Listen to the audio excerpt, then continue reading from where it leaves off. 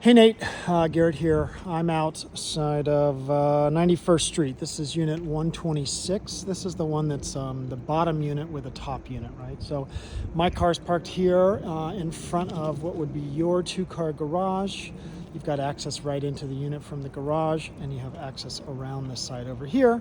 That garage is the next door, or is your above neighbor, and that goes up to their unit.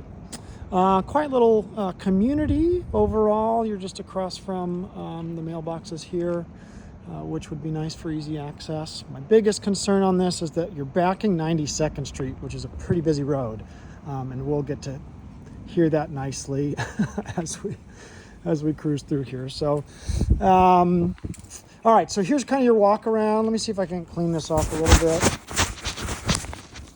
Sorry about that. Okay, so this would be, obviously stairs up to the upstairs people.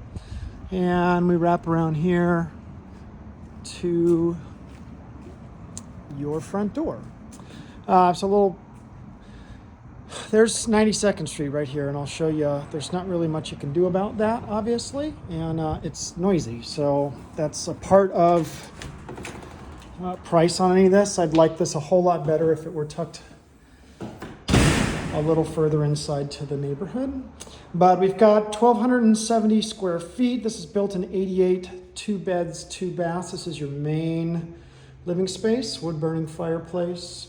Your pendant there is kind of a dining zone. So really you've got kind of this zone here, cable or something, maybe TV above the fireplace here, set up with views out to the street.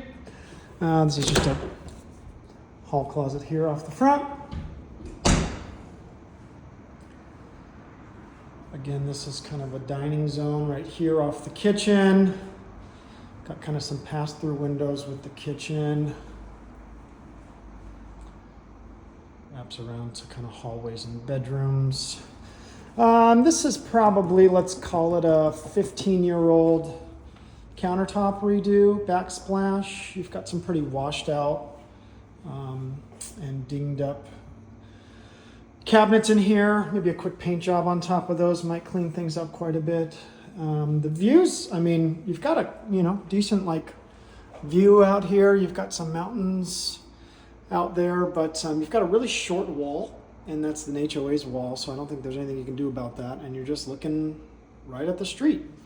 So pretty noisy. Comes with fridge, washer, dryer. That stuff's all here.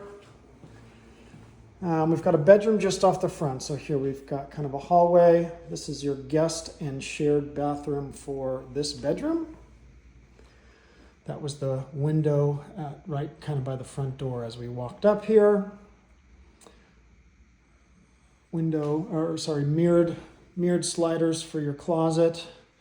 This is a fine sized room. Can't tell if that wall looks a little pink or not. It's kind of interesting. This does have access to this bathroom space, which is kind of nice. So it kind of makes it a primary or master, or at least you've got access to it here. And it's nice that you can close off your toilet and shower, leaving kind of the sink zone for guests and things like that if someone's using the toilet and shower. All right, again, same cabinetry and countertop for this little landing zone just off of your laundry room and garage and your primary master bedroom.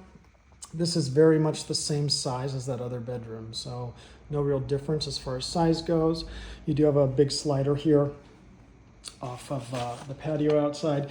Again, this is built in 88, and I think these all look to be 88 windows, right? So if there was a scenario where you upgrade those to something newer, I bet that saves a little bit on the sound happening from outside there. But it's pretty noisy. And then again, this was probably, like I said, remodeled about 15 years ago or so. I would imagine this was an original flooring and tile work from the 88, but who knows?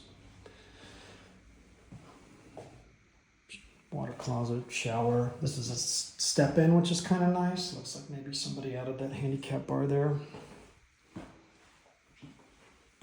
Kind of his and hers closet here. Go peek out. I think this is probably internal AC. Yep. Got a train unit outside and inside, which is nice. Those units typically last forever. And you've got your 2-car garage, water heater, electrical panel, and fine normal garage. This is kind of weird. I don't have a good light for this. We can see that okay. This is a stairwell underneath, to the other house, like the above unit people. So you obviously have some storage here in your garage for that. I'm sure you can hear the creaking of them walking up and down those things. So you've got that's their house right there. So it's a little interesting. Also, point out another thing I find interesting here is that air conditioners for what I believe are both units are outside here on your patio. So that's the primary bedroom right there. You've got kind of a hang zone here. Obviously, again, the wall that we talked about that's pretty short, and traffic that's going to run all day here. But I have to think that this is your unit, and then this is the upstairs unit. So that's a little interesting that there's no chance that there's 2 of these units for one 1,200 square foot space. So if the upstairs people ever need air conditioning work, they have to get into your property. So interesting there. Certainly could be a little concerning that you've basically got to easement them or access them ability to get in and deal with their air conditioner. Not to mention there isn't a fence or anything out here. You can't access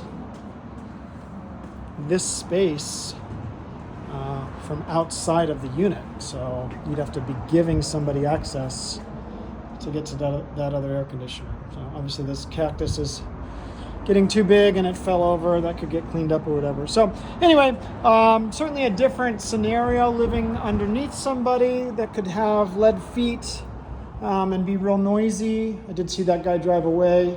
But this would be one of my biggest concerns, is you're just right on a road that will never stop. So otherwise,